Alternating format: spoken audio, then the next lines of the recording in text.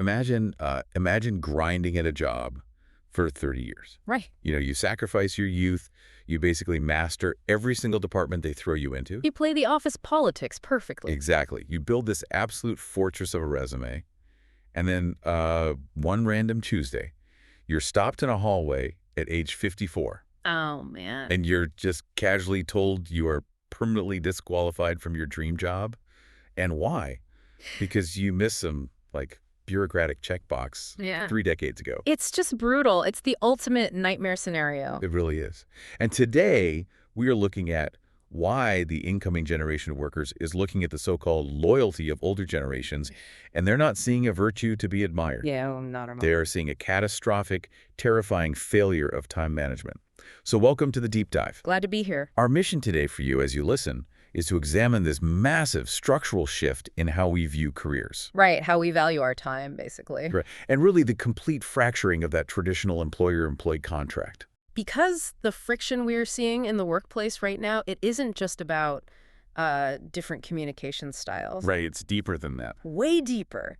We have a set of sources today that capture two completely incompatible operating systems colliding in real time. And we are going to look at this through the lens of two very different, highly prominent Japanese public figures. People who represent these opposing forces perfectly, honestly. Yeah. On one side, we have recent commentary from Maya Yoshida. He's the legendary former captain of the Japan national soccer team. Massive figure. Truly. And he recently spoke out about observing the modern youth and, well, their inability to endure workplace hardships. Which is a heavy claim. It is.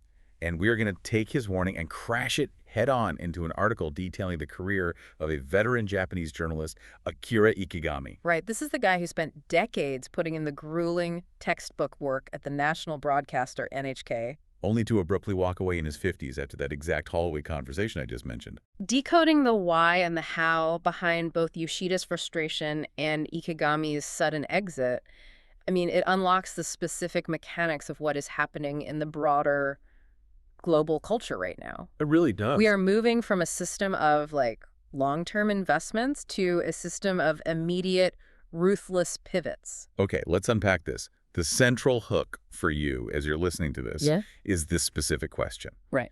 Is the younger generation's incredibly high turnover rate, the fact that they are quitting jobs faster than ever before, is that a sign of weakness?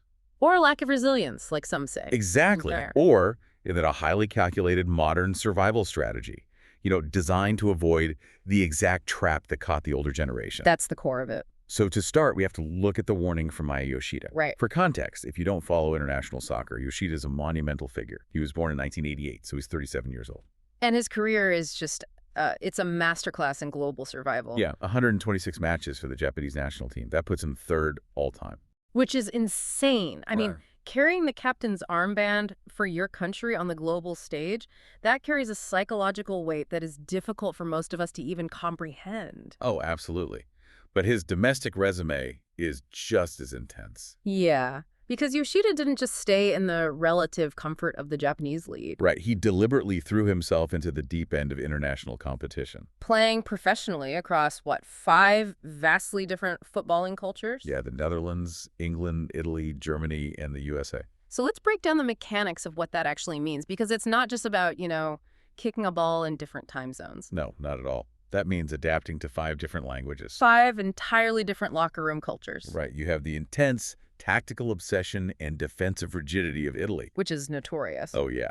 And then the absolute media pressure cooker and physical brutality of the English Premier League. Plus the strict systemic discipline of Germany. Surviving in just one of those environments as a foreign player requires massive mental fortitude. So surviving in 5. It requires a level of adaptability that borders on the superhuman. And keeping that specific context in mind is just crucial when we examine his recent comments. Because on his radio show, Yoshida Maya Treasure, in Talk, he took a question from a listener. Right. The caller was a working professional, like a middle manager, who was expressing deep anxiety and exhaustion. Because their young employees just kept quitting, right? Exactly. This middle manager was struggling to maintain operations because the turnover was just relentless. And Yoshida's genuine reaction to the situation was to declare that we are living in a scary era. A scary era. Yeah, he explicitly stated that many kids can't endure or that they just fundamentally lack patience. Which, I mean, it is incredibly easy to hear a quote like that, roll your eyes, and dismiss it as the oldest trope in human history. Oh, totally. The whole kids these days thing. Exactly. Every generation, since the dawn of time, thinks the generation behind them is soft. We naturally assume this is just an older guy complaining. But dismissing Yoshida's perspective as mere complaining really misses the weight of the source. Right. I mean, this is a global athlete who has navigated the most high-stakes, high-pressure environments imaginable. Yeah. When he uses the word endurance, he isn't talking about the mundane endurance of sitting at a desk doing paperwork for 8 hours. No. He's talking about the psychological resilience required to adapt and survive. Right, and perform when an Italian manager is literally screaming tactical adjustments in your face. Or when the British tabloid press is writing vicious articles about your single mistake on the pitch. Exactly. He had to earn his agility through traditional suffering. I'm trying to map this onto corporate strategy. Because Yoshida built his career by proving he could be a reliable asset in any system, no matter how hostile. Right. He understands that to master a system, you have to stay in it long enough to learn its underlying rules. Yeah, if you quit the moment it gets uncomfortable, you never reach that point of mastery. He knows what it takes to grind through an ecosystem that is actively looking to replace you with someone younger and faster. So Yoshida is identifying a systemic generational shift. When he calls it a scary era, he is looking at the fundamental breakdown in the social contract of work. From his vantage point, the basic building block of career development is vanishing. You mean the ability to put your head down, absorb criticism, and push through extreme discomfort. Exactly. To emerge stronger on the other side. He views this lack of patience not as an individual quirk, but as a structural weakness in the incoming workforce. And look, I see the absolute validity in Yoshida's warning. Deep mastery takes time. It really does. You cannot become an elite central defender or an elite surgeon or an elite engineer by quitting every 3 months when the training gets tedious. Right. But I want to test this theory. Is it really just about a lack of endurance? Well, the concept of endurance carries a specific implication. Right. It implies that the suffering has a purpose. Yeah, it implies a light at the end of the tunnel. Like, if you are training for a marathon, the muscle pain is endurance because it leads to crossing the finish line. Exactly.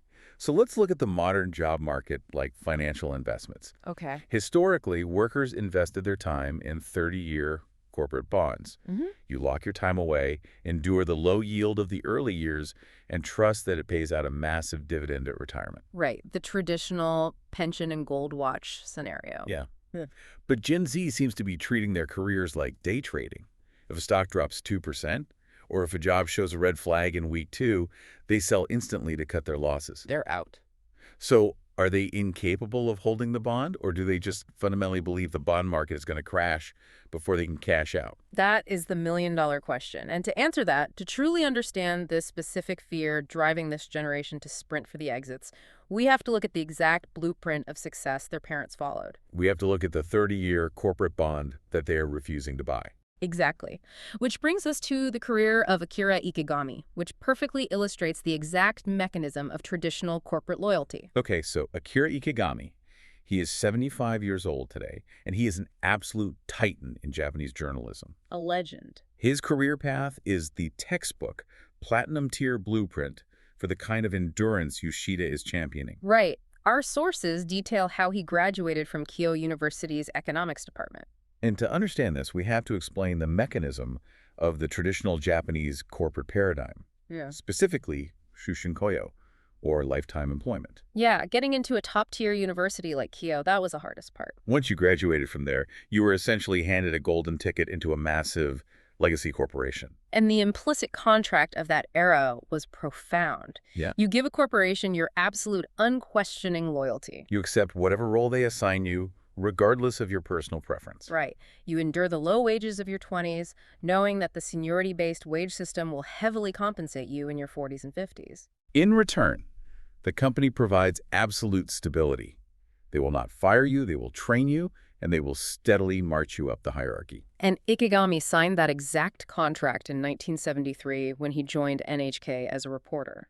NHK isn't just any company either. No, as the national public broadcaster, it is an absolute monolith. It's deeply bureaucratic, prestigious, and highly structured.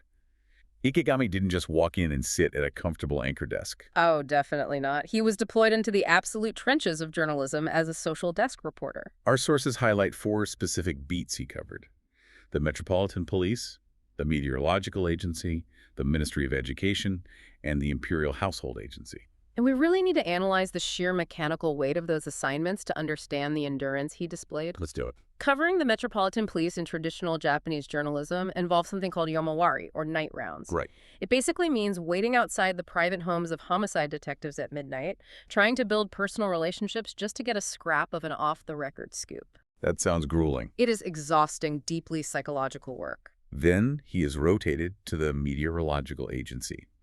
The skill set required to sweet-talk a tired detective is completely useless there. Exactly. Now he has to instantly master the mechanisms of complex data analysis. He's on the front lines tracking typhoons and earthquakes. Events that dictate national emergency responses and life-or-death situations in Japan. He has to translate dense scientific data into public warnings on absolute deadlines. After mastering that, the bureaucracy moves him to the Ministry of Education. Right. Totally different again. Now he is forced to navigate the dense political web of national policy shifts, budget allocations, and the mechanics of the national curriculum. And finally, the Imperial Household Agency, which requires navigating an institution steeped in centuries of rigid tradition, absolute secrecy, and extreme protocols. The vocabulary you use, the physical distance you stand, the way you ask a question, everything is governed by unyielding rules. Just think about the massive cognitive load of context switching between those 4 worlds. Oh, it's immense. He had to learn how to operate in the grimy underworld of crime, the clinical world of weather data, the political world of education, and the hyper-traditional world of the imperial family. You don't just walk into those rooms and succeed. You have to earn the right to be there by keeping your head down. And doing exactly what the institution asks of you. This is the very definition of Yoshida's endurance. And the underlying logic of Ikegami's effort was the core belief of his generation. The idea that no effort is wasted if it is done in service of the company. The assumption was that by mastering every disparate corner of the organization, he was building undeniable institutional value. Right, he was gathering the skills necessary for the ultimate payoff. He played the game perfectly. He really did. He endured the long nights, the steep learning curves, and the bureaucratic whims of his superiors. So let me bring this directly to you, the listener. Regardless of what industry you work in, how often have you been given this exact same advice? Oh, all the time. How often have you been told to pay your dues, to take the assignment nobody else wants?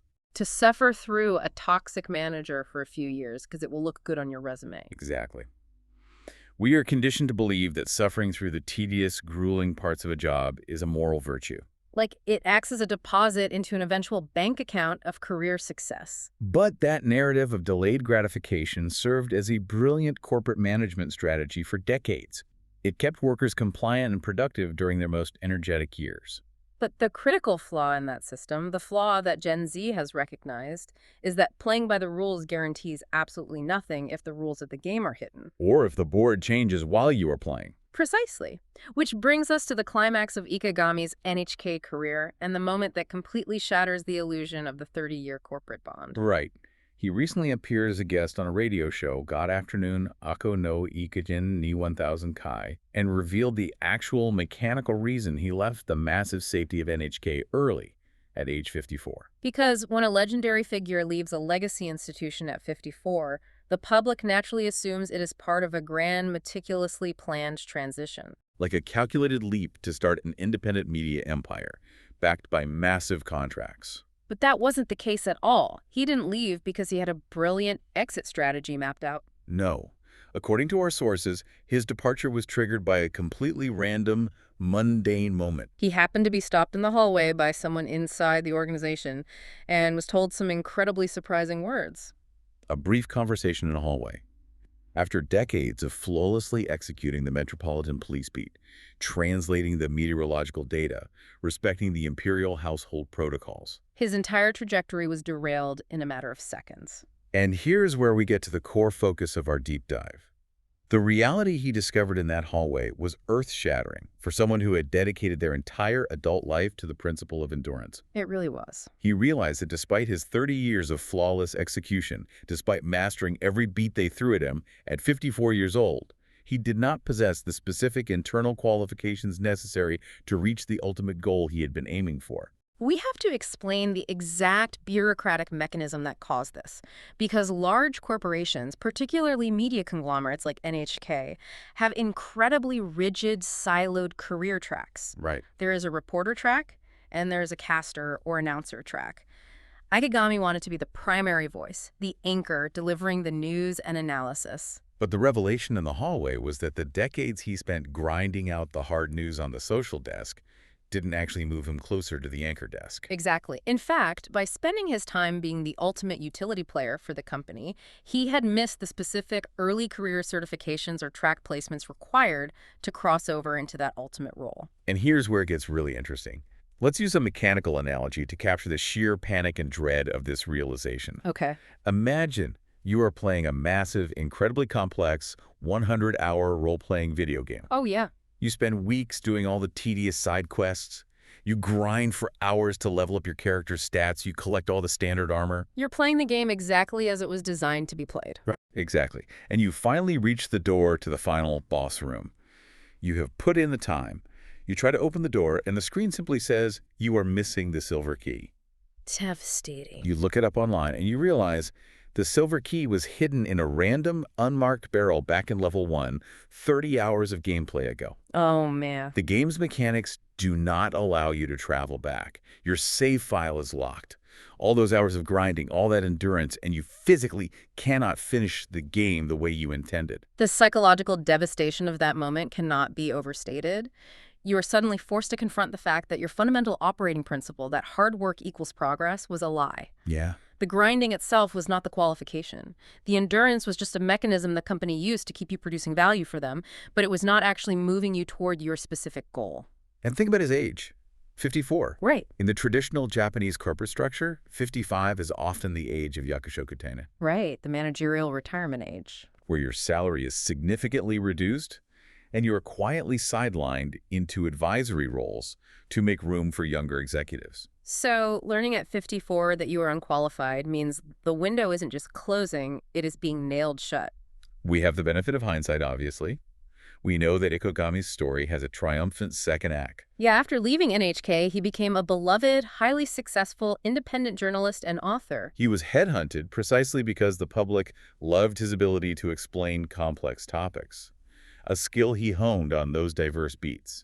But it is crucial to recognize that the skills weren't a waste only because the external market happened to value them later. Right. At the exact moment he stood in that hallway, he had no guarantee of that future success. Exactly. He had to step out into terrifying uncertainty. He had to confront the anxiety of not knowing how his life was going to pan out. Realizing he might have given his absolute prime years to a system that quietly disqualified him without ever formally telling him. He had to wonder if all that endurance was actually just a massive, irreversible detour. Right. Now, let's take the visceral dread of that locked save file analogy and apply it to the macroeconomic reality of the incoming workforce. Okay. If you are a 22-year-old today, fresh out of university, and you are watching the older generation experience these hallway moments. If you were watching people's parents get restructured out of companies after 30 years of loyal endurance, How does observing that reality change your behavior? it completely rewrites your operational code. Right. When Gen Z looks at Ikegami's experience, they do not see a noble sacrifice.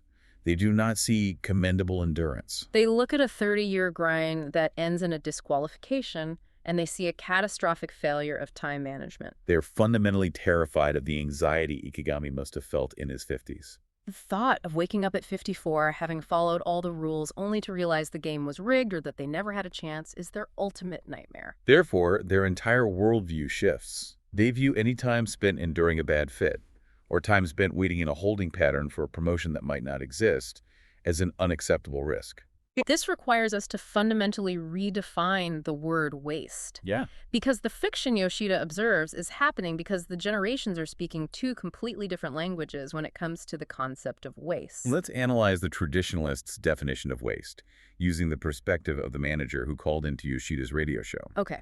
To that generation, A job position within a stable company is a precious, finite resource. It is an opportunity granted to you. Right. If a young employee quits after 3 months because the work is tedious, the older generation views that as a moral failure. It is a waste of the desk space, a waste of the training resources the company invested, and a tragic waste of a golden opportunity. You didn't even give it a chance to get good. You wasted the chance we Yeah, gave you. exactly. But Gen Z defines waste strictly in terms of personal time and momentum. Their most precious, irreplaceable resource is not the job. It is their youth, their energy, and their timeline. To them, staying for 3 years at a dead-end job, knowing deep down by month 2 that it isn't leading anywhere, is a catastrophic waste. I want to focus on a very specific psychological aspect of this, which our sources point out. What's that? It's the fear of the in-between state. To this younger generation, the time spent feeling anxious, the time spent thinking, should I quit? The time spent feeling trapped without taking action. Yeah. That paralyzing anxiety is viewed as the ultimate waste. Because while you are thinking and feeling, you are stopping your own forward motion. This leads to a behavioral pattern that the Japanese refer to as mikiri hasha. Essentially, jumping the gun or starting before you are fully ready. Rather than enduring a decade on the social desk hoping to become a newscaster, they want to try the newscaster role immediately. They want to experience the goal right now. And if they get there and realize, wow, I am actually terrible at reading a teleprompter, or the culture of this specific industry is incredibly toxic, they want the freedom to change direction instantly. They don't view this as failing. They view it as gathering data. They prioritize immediate, tangible data over long-term institutional assumptions. They want to test the hypothesis of their career path immediately. I have to push back here, though, on behalf of the institutionalists and Yoshida. Sure. Doesn't this constant pivoting prevent the development of actual expertise? I mean, Ikigami became a legendary explainer of news because he endured the grueling beats. Right. He learned how society fundamentally functioned from the ground up by talking to detectives and meteorologists. You cannot download that kind of deep systemic wisdom in a 3-month sprint. That's true. If you bail the moment a job gets boring or difficult, aren't we just creating a workforce of shallow dilettantes who know a tiny bit about everything but lack the grit to master anything? That is the most potent critique of the Gen Z mindset, honestly. And it highlights exactly what is lost when endurance fades. Deep mastery requires a tolerance for boredom and repetition. However, dismissing their behavior merely as flakiness or a lack of grit fundamentally misunderstands the mechanics of what they are executing. This isn't random quitting based on laziness. What we are witnessing is the adoption of modern, high-level corporate management strategy applied at the individual level. Okay, let's test that theory. How exactly is quitting a job after 3 months a corporate strategy? Consider how the most successful, innovative companies in the world operate today. Okay. They no longer use the old waterfall method, where they spend 10 years secretly developing a massive product in a basement, hoping it is perfect, and then launching it. Only to find out the market shifted and nobody wants it. Exactly. That is the corporate equivalent of Ikegami's 30-year grind. Today, successful companies use agile methodology. Build, measure, learn. The software development cycle. Right. It relies on rapid trial and error. You build a minimum viable product, an MVP. You put it out into the market immediately, even if it's flawed. You gather real-world data from users. If the data shows you are on the wrong path, you pivot aggressively. You change direction quickly before you burn through all your venture capital. This mindset, realizing a product doesn't have market fit and shutting it down swiftly, is considered ruthless, efficient, and brilliant when a CEO does it.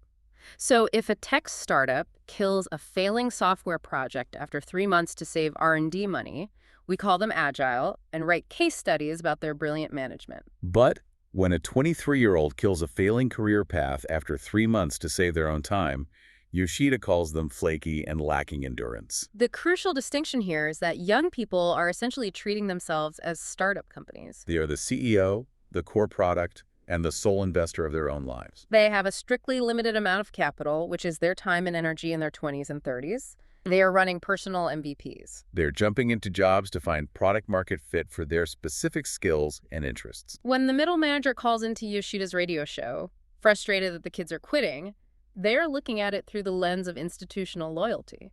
But the Gen Z employee is looking at it as a ruthless reallocation of personal resources. Right. They ran the career experiment, the data came back negative, maybe the boss was toxic, maybe the upward mobility was a lie. And they shut down the project to stop the burn rate of their most precious asset, their time. It is a completely incompatible operating system. The traditionalist manager is playing a slow game of chess, thinking 10 moves ahead, assuming the board will remain stable. The agile worker is playing poker, constantly assessing the odds of the hand they have right now and folding immediately if the mathematical probability of success drops. This realization entirely changes how we should evaluate career paths. It really does. Let me ask you, the listener, to audit your own strategy. Are you managing your career like a legacy corporation from the 1980s? Are you hoarding your time, banking on a pension, a gold watch, or a promised promotion that might vanish in an instant if your company gets acquired or restructured? Or are you managing your career like a tech startup? Are you running continuous experiments, gathering data on your own happiness and market value? And staying ready to pivot the moment you realize you are walking down Ikigami's hallway? Raising that question brings us to the ultimate irony of this entire generational clash and the most critical variable in the future of work. Right now, in this current snapshot of time, the older generation holds the institutional power. They sit in the management chairs, they control the payroll, they conduct the performance reviews. They are in the structural position to condemn the younger generation for their agility. They can write articles calling them flaky, and they can shake their heads in agreement with Yoshida about the scary era. They control the narrative because they control the capital. But that is a temporary state. It is entirely temporary due to undeniable demographic realities. Look at aging societies like Japan, though this trend is mirroring across the globe. Retirement ages are steadily extending. Pension systems are straining under the weight of inverted population pyramids. The reality is that the older generation, the ones currently preaching the gospel of endurance, cannot simply retire at 60 and walk away. They are going to be forced to re-enter the workforce, stay in it much longer, or take on contract and consultant roles well into their late 60s and 70s. Oh, the collision course here is massive. The power dynamic is going to undergo a complete inversion. The very same older workers who are currently criticizing the lack of endurance and rapid turnover will soon be looking for jobs in a completely transformed, hyper-agile economy. And who is going to be sitting across the desk interviewing them? Who is going to be managing their daily output? The Gen Z kids they are currently criticizing. The kids who treat their careers like startups. The 25-year-old who quit 3 jobs to find the perfect fit is going to be the 35-year-old agile project manager. And the 65-year-old traditionalist who prides themselves on 30 years of unbroken endurance is going to be reporting to them. The older workers are going to be structurally forced to accept the logic, the rapid-fire rules, and the pivoting work styles of the younger generation. The currency of the realm will shift from time served to adaptability. Imagine the profound culture shock. Imagine being a 65-year-old who has preached the moral virtue of endurance your entire adult life. Suddenly having to justify your daily value to a boss who only cares about minimum viable products, rapid iteration, and immediate data. It begs a massive societal question, particularly for a place like Japan, which is so fundamentally rooted in the traditional paradigm we discussed earlier. Can a society built on the bedrock of Shushin Koyo and endurance actually change to accommodate this? Can the corporate culture that Maya Yoshida championed and that Akira Ikigami bled for transition smoothly into a culture built on startup agility? Whether the society can change is almost irrelevant, because the mechanics of the market dictate that it must change. The legacy systems will either adapt to this new operating code or they will break under the weight of it.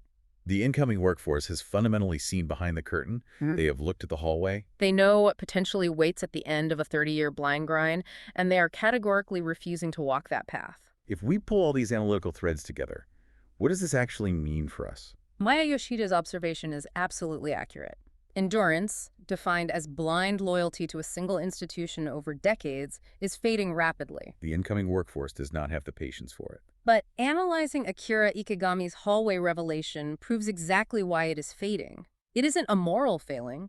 It isn't laziness. It is a highly rational, ruthlessly calculated response to a broken, outdated system that demands exclusive rights to your time, but guarantees you absolutely nothing in return. We are witnessing the evolution of survival tactics in the corporate jungle. The environment changed, so the optimal strategy for survival changed with it. It is a profound shift. Let's recap the terrain we've covered today. Yeah. We started with an elite global athlete warning us about a scary era devoid of patience. We validated his perspective on mastery, but then mapped it against the terrifying reality of a legendary journalist. Who discovered that 30 years of flawless endurance left him bureaucratically unqualified for his life's goal. Through that collision, we unpack the mechanics of the Gen Z pivot, realizing that what looks like flakiness to a traditional manager is actually the precise application of agile startup methodology to a human life. And we recognize that this shift is a one-way street. The demographic realities guarantee that agility will eventually manage endurance. Exactly. So, to you, the listener, Okay. whether you are the exhausted middle manager currently pulling your hair out trying to hire and retain this new agile talent, Or whether you are the young employee staring at the ceiling tonight, paralyzed by the anxiety of whether to quit a job that feels like a dead end. understanding this shift in the fundamental value of time is critical. You are not just dealing with different personalities in the office, you are dealing with entirely conflicting definitions of reality, risk, and waste. As we close this out, I want to leave you with one final structural concept to ponder on your own. What's that? A thought that builds on everything we have explored regarding the mechanics of resumes and time. Historically, we have utilized the resume as a ledger of loyalty. Right. The longer the block of time spent at a single company, the safer and more valuable the candidate appeared to a hiring manager. It was visible proof of endurance. But consider the trajectory of this agile, startup-driven economy. What happens if, 5 or 10 years from now, that entire paradigm inverts? A complete reversal of the metric. Think about it. What if a resume that shows you stayed safely inside one single company for 10 straight years is no longer viewed as a badge of honor, but is actually flagged by future hiring algorithms as a massive liability? Oh, wow. What if future employers look at a long, unbroken tenure, not as commendable endurance, but as a dangerous inability to pivot? A lack of diverse market experience and a terrifying failure to aggressively reinvent yourself in a world that changes every 6 months. That completely shatters the old rules of the game. Suddenly, the fortress you spent 30 years building is viewed as a tomb, and the ability to pack up your tent and move overnight is the ultimate qualification. Thank you so much for joining us on this journey today.